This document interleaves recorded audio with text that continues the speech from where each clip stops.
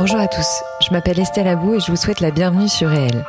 Avec ce podcast, je donne la parole à des personnalités qui ont un impact positif, réel, sur l'autre, l'économie, l'environnement ou les générations futures. Par leurs actions, leurs entreprises, leurs pensées, leurs œuvres ou leurs visions, ces hommes et ces femmes contribuent d'une manière ou d'une autre au monde de demain et à celui d'aujourd'hui.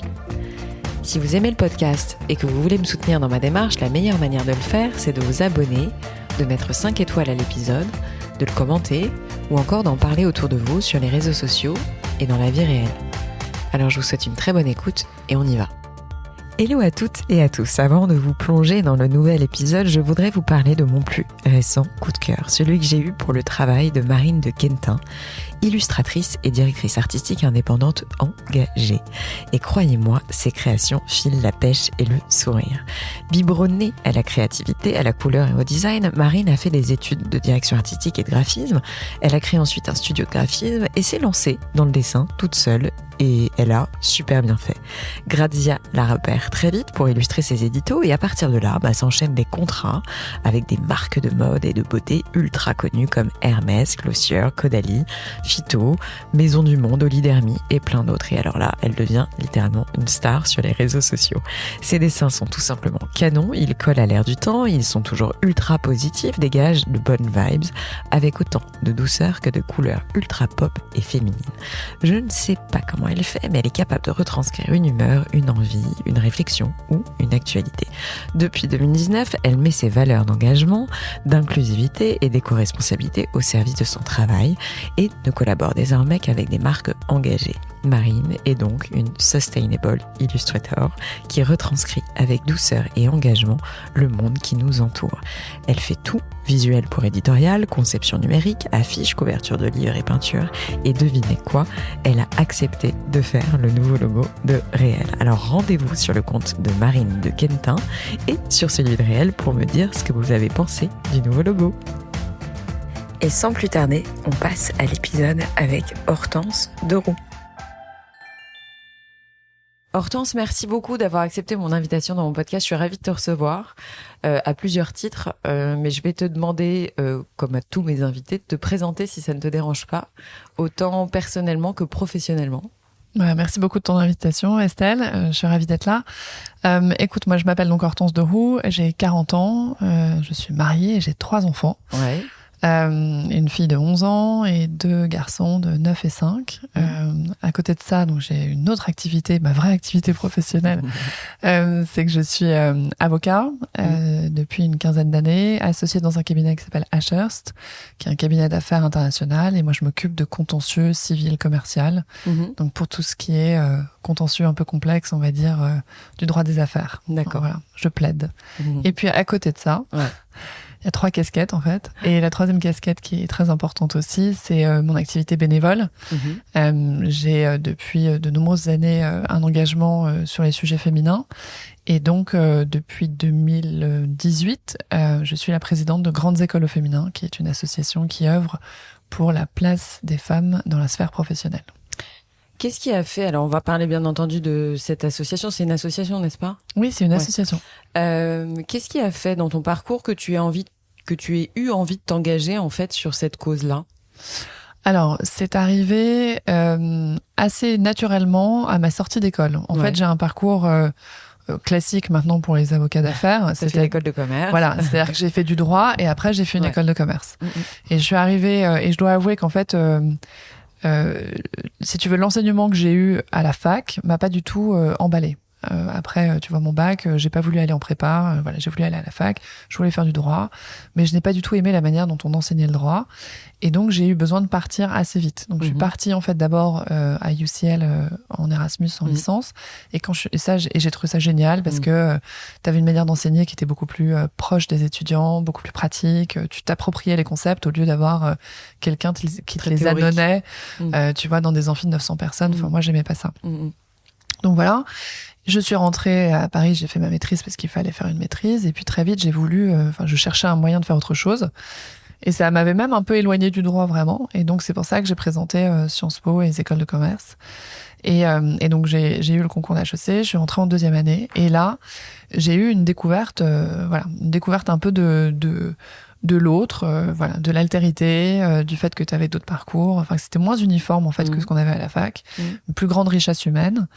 Et quand je suis sortie d'école, assez vite, j'ai eu envie de rendre à la communauté ce que l'école m'avait apporté. Et je pense que mon parcours était fait que j'ai peut-être plus valorisé que quelqu'un qui a bossé en prépa pendant 2 ans comme un dingue et qui finalement on a tellement rêvé qu'une fois qu'il arrive là-bas, peut-être qu'il y a même une désillusion, je sais pas. Mais en tout cas, moi qui n'avais pas du tout vécu ça, j'ai trouvé ça génial. Et donc, j'ai eu envie de rendre et c'est comme ça que je suis arrivée au bénévolat, par HEC Alumni. Mais par la cause féminine, c'est-à-dire c'était ce prisme-là et rien d'autre pour toi ? Alors oui, une fois que j'ai eu envie que ce déclic bénévole est arrivé, j'ai regardé un peu ce qui se passait et j'ai fait une rencontre, parce que c'est souvent ça en fait, hein, les trajectoires, c'est que tu rencontres des gens qui t'orientent. Et j'ai rencontré la présidente d'HEC au féminin à la suite d'un événement qui s'appelait à l'époque Fabienne Schwalb. Et Fabienne m'a totalement enthousiasmée, elle m'a embarquée dans son truc et elle m'a surtout fait confiance. Voilà, elle cherchait évidemment des bonnes volontés, mais elle m'a fait confiance en me donnant des missions qui étaient en fait assez stratégiques pour HEC au féminin, au sein de la communauté HEC, au regard notamment du fait que j'avais finalement une disponibilité qui n'était pas forcément énorme. Et donc, j'étais pas en mesure d'être une bénévole sur le terrain, tu vois, vraiment organiser des événements lourds et tout ça. Bien sûr. Mais que je pouvais avoir une vision périphérique et un peu stratégique des sujets. Et donc, très vite, je me suis occupée des sujets féminins au nom d'HEC au féminin dans la communauté HEC. Et du coup, Femmes Grande École, ça regroupe, je crois, presque 400 000 personnes, c'est ça ? Oui, comment alors ça se passe en fait ? Parce que vous fédérez plusieurs écoles. Enfin, les grandes écoles, finalement, c'est quoi ? C'est les écoles de commerce ? Alors en fait, grandes écoles au féminin, parce que j'ai commencé à parler d'HEC, tu vois, c'est le prisme. Mais j'y suis arrivée par là, c'est pour ça. C'est qu'en fait, à un moment, HEC Alumni m'a dit, il faudrait que tu représentes grandes écoles au féminin. Enfin, HEC, pardon, au sein de grandes écoles au féminin. Parce que grandes écoles au féminin, c'est une association dans laquelle il n'y a que 10 membres. Et les 10 membres sont les associations d'anciens des grandes écoles. Donc, tu as effectivement les écoles de commerce HEC, ESSEC, ESCP. Après, tu as les écoles d'ingénieurs qui sont X, Mines, Pont, Centrale. Et puis après, tu as l'INSEAD, Sciences Po et l'ENA. Voilà, donc, tu as ces 10-là. Et donc, c'est une association atypique parce que tu as très peu de membres, donc tu as les 10, mais en réalité, on touche plus de 400 000 diplômés, effectivement. C'est ça. Voilà. D'accord. Je reviens juste sur la cause féminine. Est-ce que toi, à titre personnel, tu as observé des choses qui t'ont choqué pendant ton parcours en grande école ? Est-ce que tu as observé des trucs parce que je sais qu'il y a des choses qui sont sorties Bien sûr. Il y a quelques temps maintenant, je crois. C'était il y a peut-être 3-4 ans, je sais plus. Voilà, sur des remarques, des comportements, des choses qui allaient pas dans les écoles de commerce vis-à-vis des femmes. Mais est-ce que toi, à titre personnel, tu as déjà ressenti ça ? Alors moi, j'ai pas vraiment été victime de ça. Après, oui, t'as une ambiance de boys club et de gens populaires et de BDE, et voilà, qui font que tu peux avoir des comportements qui ne sont pas très inclusifs, voire même excluants ou stigmatisants pour certaines personnes. Donc, il faut faire très attention à ça. Et les écoles bossent beaucoup là-dessus. Mais c'est certain qu'il y a encore des personnalités, si tu veux, qui sont sur ces campus et que vu que c'est une sorte de bocal. Bien sûr. T'as un instinct grégaire, t'as des gens qui peuvent suivre des mouvements. Donc oui, il y a des choses qui peuvent se passer, ça m'étonne pas plus que ça. Et je pense que c'est une tâche très difficile pour les écoles d'arriver à totalement endiguer et à changer cette culture. Mais voilà, ça avance, mais il y a encore des comportements complètement idiots sur les campus, ça c'est clair.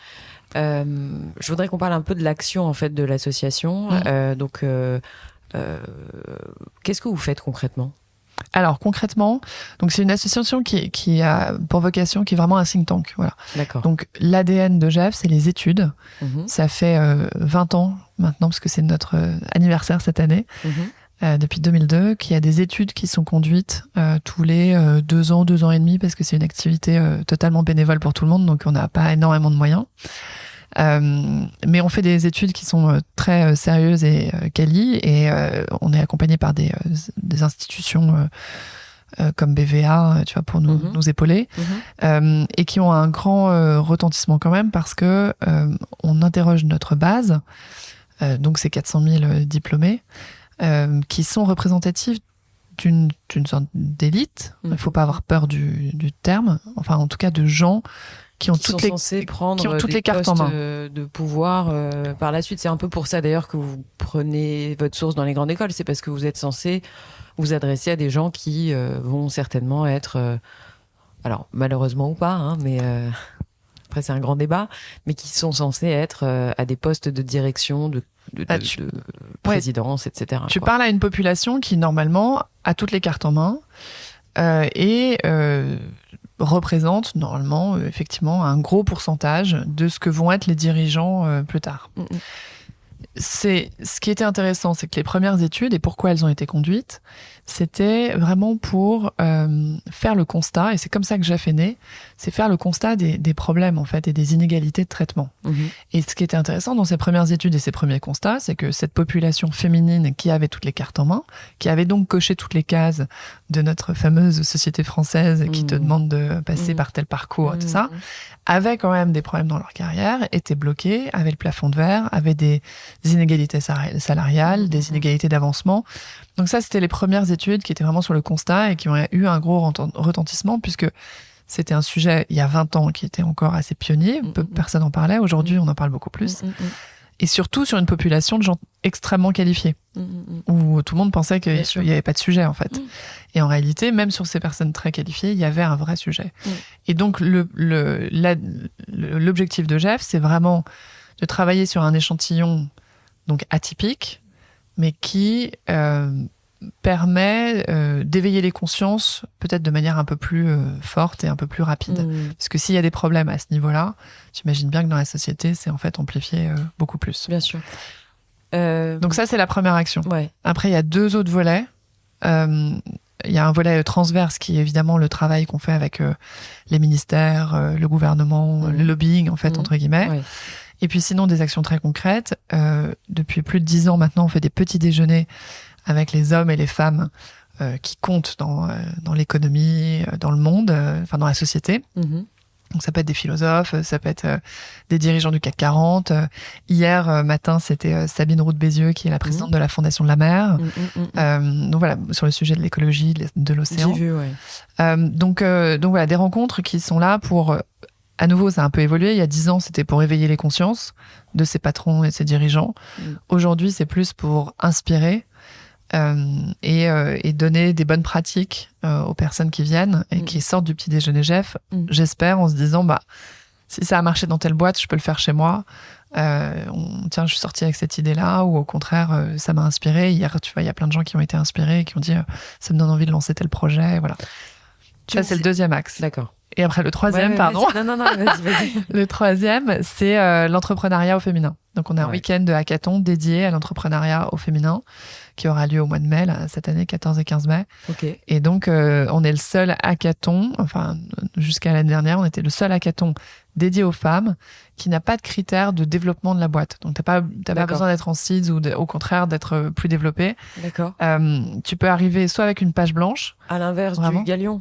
Ouais, parce que le Galion, il faut avoir levé de l'argent. Exactement. Nous, tu peux vraiment arriver avec ton idée sur une page blanche, n'avoir jamais rien levé encore, et juste tu vas tester ton idée, commencer à travailler sur le concept.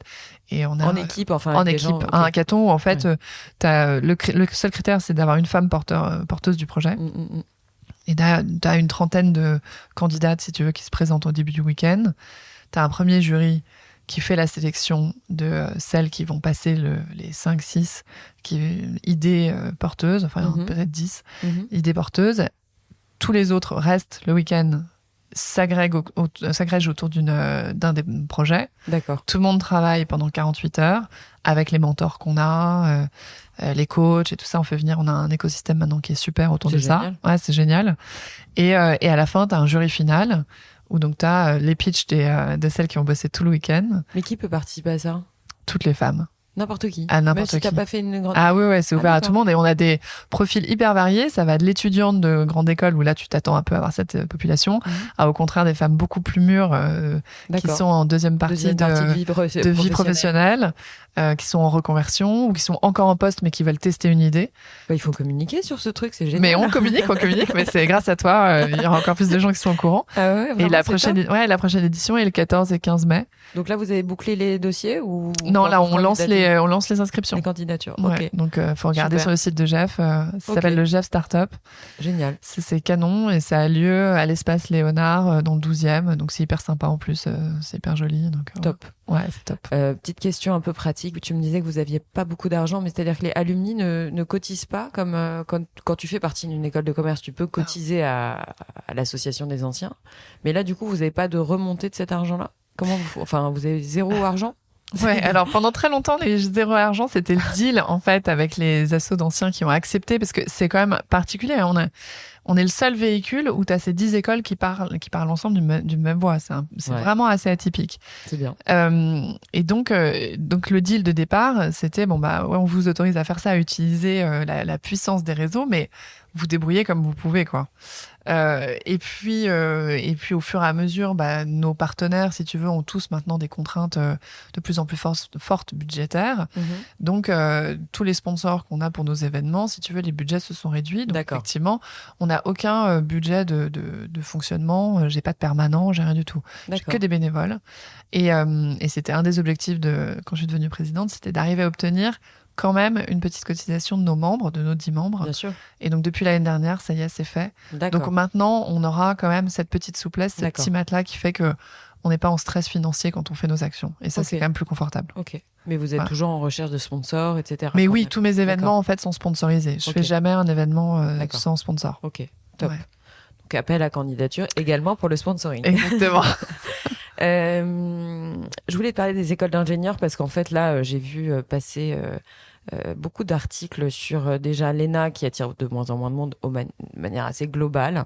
Mais après, c'est vrai que les ingénieurs aujourd'hui sont majoritairement des hommes. Est-ce que selon toi, techniquement parlant, c'est un frein, ma question est un peu bêta, enfin un peu râler pas crête, mais voilà, est-ce que c'est un frein qui, selon toi, vient de l'esprit des femmes? Est-ce que les femmes ont moins envie d'être ingénieurs? Est-ce que c'est parce que y a beaucoup d'hommes dans ce secteur que les femmes osent moins y aller? Enfin, est-ce que tu as des retours là-dessus, toi, des retours terrain ou des échanges que tu as pu avoir sur ce sujet-là? Oui, alors il y a un gros problème d'orientation et la réforme du bac a vraiment pas aidé pour ça. Et d'ailleurs, nous, on l'avait identifié assez tôt, mais on n'avait pas justement de budget pour bosser là-dessus. Mais c'est enfin sorti. On ne peut pas demander à des enfants aussi jeunes d'abandonner des matières qui sont fondamentales pour certaines carrières, alors même qu'ils n'ont pas connaissance de ces carrières-là. Ils ne connaissent pas ça. Donc soit on fait une information en amont et on leur explique quels sont les débouchés de ces différents choix, de ces différentes options. On peut pas les laisser, enfin c'est criminel de les laisser faire ça à l'aveugle juste parce que t'as 15-16 ans et que tu dis que finalement les maths c'est un peu chiant. Oui, mais en fait c'est pas forcément peut-être le truc, moi j'en ai pas fait, je suis pas ingénieur, mais c'est pas le truc peut-être le plus drôle pour tout le monde, sauf que les métiers que tu peux faire derrière, il y a des métiers qui sont passionnants. On nous fait pas rêver en fait. Ouais, et qui te demandent un minimum de ça, ou pour qui les maths c'est fondamental, c'est vraiment fondamental. Et quelqu'un qui a des facilités ou qui peut, et qui juste va abandonner ça parce que trouve ça pas cool, si tu veux, va peut-être se fermer vraiment tout un pan de carrière. Et surtout quand tu vois les nouveaux métiers qui sont en train d'émerger, c'est clé, on peut pas abandonner ça. Et donc il y a un vrai problème de fond finalement qui concerne pas que les femmes. Il y a un problème de flux. Et les filles sont particulièrement touchées par ça. Et Blanquer l'a quand même reconnu sur le fait qu'il y avait un problème de féminisation des filières scientifiques, enfin de ces choix, de ces options. Il y a beaucoup de filles qui ont abandonné ces matières-là. Et ça va créer énormément de problèmes. C'est-à-dire que les écoles d'ingénieurs essayent de recruter des filles. Enfin, les boîtes qui ont besoin d'ingénieurs essayent de recruter des femmes. Ça commence à ruisseler un peu chez les écoles d'ingénieurs, mais si t'as personne derrière au lycée, bien sûr, on va pas arranger la situation. T'as raison. Donc il faut vraiment partir de... C'est bien de le souligner, qu'il faut partir des bases en fait. Il faut partir de la base, il faut partir de l'école depuis tout petit. Et ça, il y a des entreprises qui sont hyper impliquées là-dedans, et j'invite tous ceux qui nous écoutent à réfléchir à la manière dont les entreprises peuvent s'impliquer en direct. Mais un exemple tout simple, il y a un dirigeant qui s'appelle Philippe Berthet-Rotière qui est très très impliqué sur la question des femmes. Il dirige une société qui s'appelle GTT, qui est une espèce de pépite française sous-médiatisée, mais qui est une société très impressionnante. Et lui, qui est convaincu de ça, il a notamment fait avec les éditions de l'Arrosoir un petit livre hyper simple qui s'appelle, alors je sais plus quels sont les prénoms, c'est genre Michel, ingénieur, et de l'autre côté, si tu Imagine having one extra day every week. More time to cook healthy meals, work on that novel, or just binge some good reality TV. Now it's all possible with ClickUp, the productivity platform that'll save you one day a week on work guaranteed. It's packed with features and customization options that no other productivity tool has, so you can work the way you work best. Use code BizTech to get 15% off ClickUp's massive unlimited plan for a year, meaning you can start reclaiming your time for under $5 a month. Sign up today at ClickUp.com and use code BizTech. Hurry, this offer ends soon. le retourne, c'est Amélie ingénieur, tu vois. Enfin, je sais plus. Mais... Et en gros, c'est exactement la même chose. C'est le même livre qui peut être pris par une fille ou par un garçon dans un sens ou dans l'autre. Et c'est un rôle modèle, tu vois. Ça permet de se projeter pour des enfants petits, de dire, en fait, c'est quoi le métier d'ingénieur ? Qu'est-ce que ça va m'apprendre ? Et tant qu'on n'a pas des supports comme ça, un peu didactiques, un peu sympas pour les enfants, pour qu'ils se rendent compte de ce que sont ces métiers-là, on n'arrivera pas à changer les choses. T'as raison. Et même pour les ados un peu... je vois, mes enfants sont encore un peu petits, mais je vois bien que les nouvelles générations, ils sont hyper concernés par les questions d'écologie, par les questions de... Tu vois, s'ils veulent changer les choses, c'est aussi en étant à l'intérieur du système et en travaillant sur ces sujets-là. Alors, c'est beaucoup des sujets d'ingénieurs, tu vois. Bien sûr, ou scientifiques. Ou scientifiques, d'inventer des nouveaux modes de consommation, des nouvelles matières, des nouvelles... Voilà. Donc, il y a... Non, je suis entièrement d'accord. Mais c'est intéressant. Ce sont des métiers fascinants, quoi. Mais c'est la première fois qu'on me répond ça et je trouve que c'est très intelligent comme réponse. Je voulais te parler aussi d'un article que j'ai lu dans Le Figaro Madame. Il y a un chiffre qui m'a fait un peu peur, j'avoue, en tout cas un peu frissonner. C'est la part des femmes interrogées dans les médias a chuté, je crois, l'année dernière de 38 à 20%. Alors, c'est pas un chiffre qui me fait plaisir. Et cet article, il a été fait dans le cadre d'une de tes interviews, puisqu'à l'époque, je crois que l'association GEF avait co-écrit ou co-créé une charte avec Jamais sans elle, c'est ça ? Oui. Ma question est un peu... Oulala, excuse-moi, mais l'objectif, c'était quoi ? C'est-à-dire qu'en fait, on a... Vous avez constaté avec Jamais sans elle... En fait, il y a eu l'effet confinement, voilà, l'effet Covid, si tu veux, enfin Covid avant confinement, a créé effectivement un séisme à tous les niveaux, ok, et une sorte de repli. Et il faut se souvenir des mots de Simone Veil, il suffira d'une crise. Voilà. Elle a raison. Et c'était vraiment un exemple, une illustration incroyable. Il y a eu cette crise sanitaire et il y a eu ce repli sur soi. Et donc, la femme à la maison. On a vu ça a été traité dans plein d'articles. Je ne vais pas revenir sur tous les sujets, mais en plus de ce retour de la femme à la maison, tout le monde veut devenir la ménagère parfaite, à faire des gâteaux comme si t'étais 3 étoiles. Enfin bon, bref, une espèce de course ridicule qui ressemble un peu à la vision des années 50. Desperate Housewife. Voilà. Et bien, tu as eu dans les médias en parallèle une disparition des femmes. C'est-à-dire que pendant toute cette période, tous les experts qu'il y a eu, c'était des hommes. C'était hallucinant. C'est vrai. Même sur des métiers entre guillemets féminins comme les infirmières, le corps médical et tout ça, où il y a quand même une représentation des femmes énorme, tous les médecins, c'était des hommes. T'as raison. Et donc, ça a été mesuré. Effectivement, on est passé de 38% à 20%, ce qui est quand même une dégringolade absolue.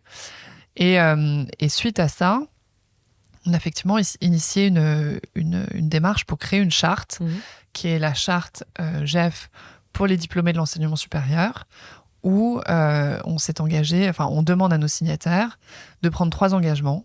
Donc, le premier engagement, c'est d'avoir une gouvernance qui tend vers la parité. On dit tendre vers la parité parce que quand je m'adresse à des associations d'anciens ingénieurs, par exemple, c'est plus compliqué. Je peux pas nier le fait que ce soit plus compliqué pour eux parce qu'ils ont un stock bien sûr. si tu veux, de diplômés qui est beaucoup plus masculin. Mais il faut au moins que qu'ils les écoles. montrent qu'ils vont dans le bon sens. Ouais. Voilà, donc on a fait une formulation en disant ça tend vers la parité, il faudrait que ce soit représentatif au moins de ce qui se passe sur les campus. Tu vois, pas forcément sur le stock d'alumni, mais sur les campus, D'accord. pour montrer un peu l'évolution. Le deuxième engagement, c'est de faire des formations chaque année sur les biais et les stéréotypes.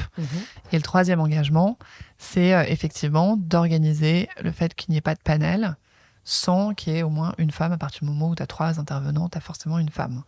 Et donc, on a fait ce partenariat finalement avec 2Gap, qui est un collectif d'associations. D'accord.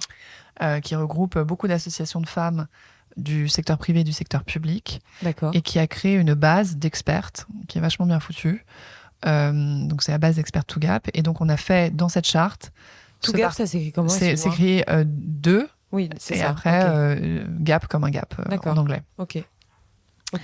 Et donc tu as la base d'expertes. Et ce qu'on a négocié comme partenariat, c'est que toutes les associations d'anciens pourront piocher, tu vois, avoir accès à cette base d'expertes quand ils ont un problème de panel et qu'ils n'arrivent pas à avoir une femme et qu'ils n'ont pas la compétence en interne.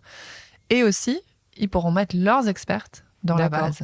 Donc en fait, c'est win-win dans le sens où tu as accès donc à des expertes de toutes sortes, de tous bords, et toi-même, tu valorises ton réseau.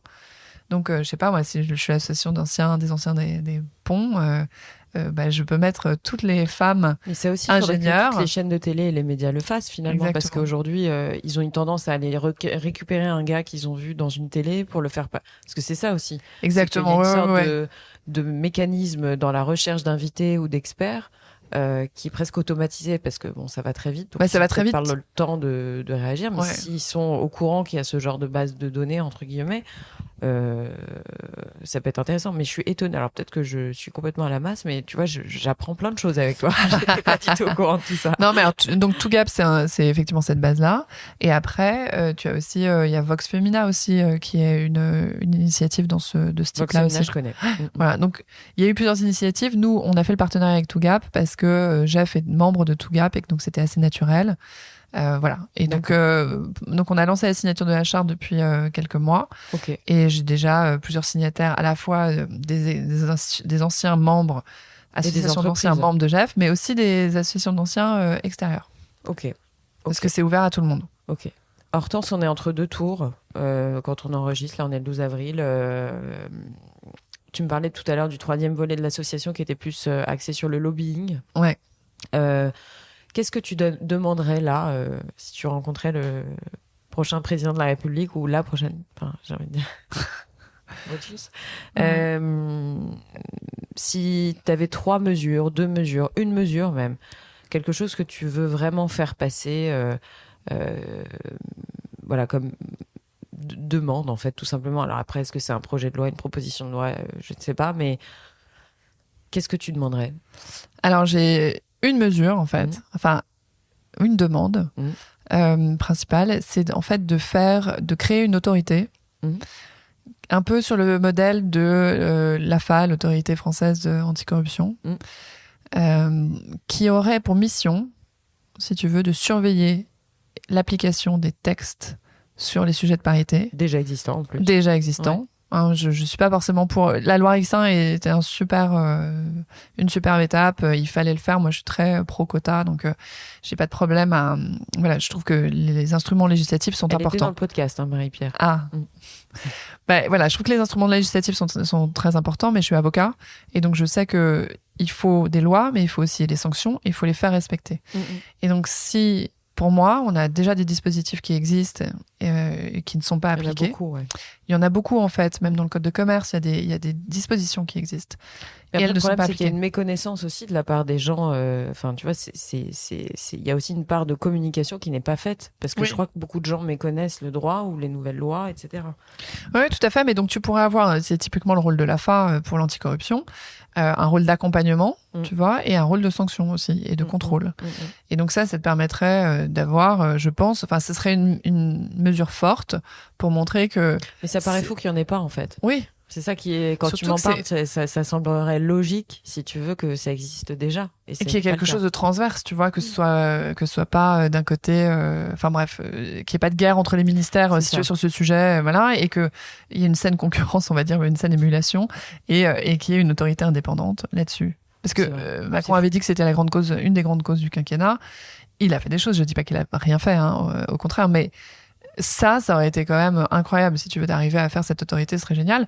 Et l'AFA avait été créée notamment pour des raisons économiques, parce que la corruption, ça coûtait, je sais plus, je crois que c'est 2% ou 3% du PIB. Les inégalités hommes-femmes, ça coûte à peu près la même chose. C'est ce que j'ai lu. Donc, si tu veux, t'as aussi une justification économique de créer ça, parce que si tu traitais aussi bien les hommes et les femmes, ça augmenterait le PIB. Ça augmenterait le PIB. Donc moi, je trouve que ça justifie une autorité. Voilà, c'est ma seule demande. Elle est costaud, mais elle est bien. Je la trouve parfaite. Hortense, quand on a échangé ensemble la première fois, grâce à Marine de Quentin, on peut le dire quand même, parce que c'est elle qui nous a mis en relation. Elle m'a dit, il faut absolument que tu rencontres Hortense. Donc, tu vois, je ne suis pas déçue, elle avait raison. On a parlé donc de qui tu étais. Tu es également une maman. Je suis très, très, très, comment dirais-je, sensible à la cause du handicap, parce qu'en fait je trouve qu'on n'en parle pas assez, ou en tout cas peut-être que je ne lis pas les bonnes choses. Je sais que tu as un enfant qui souffre d'un handicap. Déjà de quel handicap il s'agit, et en tant que maman aujourd'hui, quel est ton regard sur l'inclusion du handicap dans notre société? Ouh là là, vaste question. Ouais. Alors effectivement, notre fille aînée donc est handicapée. Elle a un petit bout de chromosome en moins qui fait qu'elle a un retard généralisé. Donc c'est une enfant qui a 11 ans, ne parle toujours pas, marche avec une démarche pas tout à fait comme celle de tout le monde. Voilà, donc si tu veux, ça se voit, Tu l'as vu dès la petite enfance? Non, parce que c'était notre premier, donc on avait notre entourage, certaines personnes avaient commencé à avoir un peu des doutes au bout d'un moment, mais c'est difficile de l'entendre quand c'est ton enfant et que c'est ton premier. On trouvait juste qu'elle était un petit peu molle, tu vois. Mais voilà, donc le diagnostic, il est tombé quand elle avait à peu près 2 ans. Même si au fond de nous on commençait à sentir qu'il y avait un truc qui allait pas, mais le vrai diagnostic est tombé à 2 ans, quand moi j'étais enceinte jusqu'aux dents du numéro 2, donc c'était une période très sympathique, et que les médecins te disent peut-être qu'en fait vous êtes porteur de quelque chose, enfin bref. Donc finalement les deux d'après vont très bien, et ça a été notre respiration à tous, toute la famille finalement, d'avoir derrière numéro 2, numéro 3. Et donc de pas s'être arrêté juste à un enfant handicapé. Après, donc cette petite fille, elle est géniale, et en même temps, je peux pas te dire que c'est une situation très positive. C'est évidemment très compliqué à gérer au quotidien. C'est évidemment désociabilisant. Ça te complique tout quand tu vas chez les gens, chez des amis, quand tu veux voyager, quand tu veux.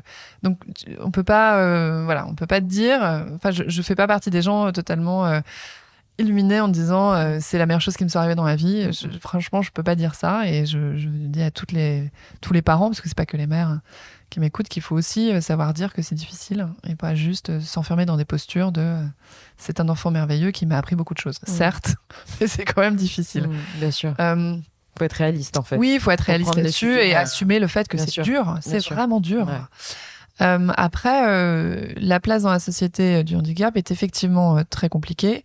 On est c'est le pendant de ce que j'ai dit sur Jeff, on est dans une société élitiste. Donc il faut pas avoir peur du mot de ce que ça veut dire d'être une élite, et en même temps, quand tu es dans ce système-là, la place de la personne qui ne rentre pas dans les cases est très très difficile à trouver. Et notamment, on ne valorise pas ses vies. Donc on est dans un système d'assistanat. Donc c'est bien organisé pour assister. Donc typiquement, ma fille, elle est dans un centre. On a eu beaucoup de chance, elle a trouvé une place dans un centre qui est super. Et il y a une prise en charge, ils viennent la chercher le matin, ils la raccompagnent le soir. Je veux dire, je peux pas me plaindre, c'est fantastique. Mais il n'y a pas sûrement un peu par manque de moyens, mais aussi une philosophie derrière qui est venue justifier ce manque de moyens. Au lieu de dire qu'on n'a pas de moyens, on organise une philosophie autour, qui est que on place pas les enfants suffisamment au milieu des autres. Voilà. Y a des initiatives, mais globalement, on va plutôt les parquer ensemble, Alors, ça leur fait du bien aussi. Hein. Et ça, c'était un enseignement quand Armand avait 7-8 ans, un truc comme ça. Une directrice de centre, qui était une amie d'amis, m'avait dit, tu sais, toi, tu penses que ça lui fait du bien d'être au milieu des enfants normaux dans l'école où tu essayes de la maintenir. Je me battais comme une folle pour essayer de la maintenir dans l'école normale. Elle m'a dit, mais en fait, ta fille, elle est en situation d'échec dans cette situation-là, alors que si tu la mets dans un centre spécialisé avec des enfants handicapés autour d'elle, elle se sentira peut-être plus valorisée. Elle sera plus valorisée parce qu'elle sera au milieu de personnes qui ont des difficultés aussi. Et c'est vrai qu'on a bien vu qu'Armand, elle a été très très heureuse très vite dans ce centre. Voilà. Donc il y a un équilibre en fait à trouver entre ce qu'on projette en tant que parent et le bonheur de l'enfant et son bien-être. Donc, c'est pas évident. Je peux pas dire que tout soit bien organisé, mais il y a des choses qui sont bien faites en France. Mais excuse-moi, c'est un peu pas forcément très un peu décousu, mais je comprends. En tout cas, ça veut dire qu'il y a un juste milieu à trouver. On peut pas non plus dire qu'il faut absolument inclure les enfants. Non, tout doit pas tourner autour d'eux. En fait, et c'est pareil dans ma vie familiale. Bien sûr. Ma vie familiale ne peut pas tourner autour d'elle uniquement. Ouais. Tu vois. Et donc c'est pareil. Les autres, sinon, vont en pâtir énormément. Donc chacun a sa place et il faut pouvoir donner en fait à chacun. Et donc il faut pas se laisser aspirer non plus par le handicap qui pourrait devenir juste le centre.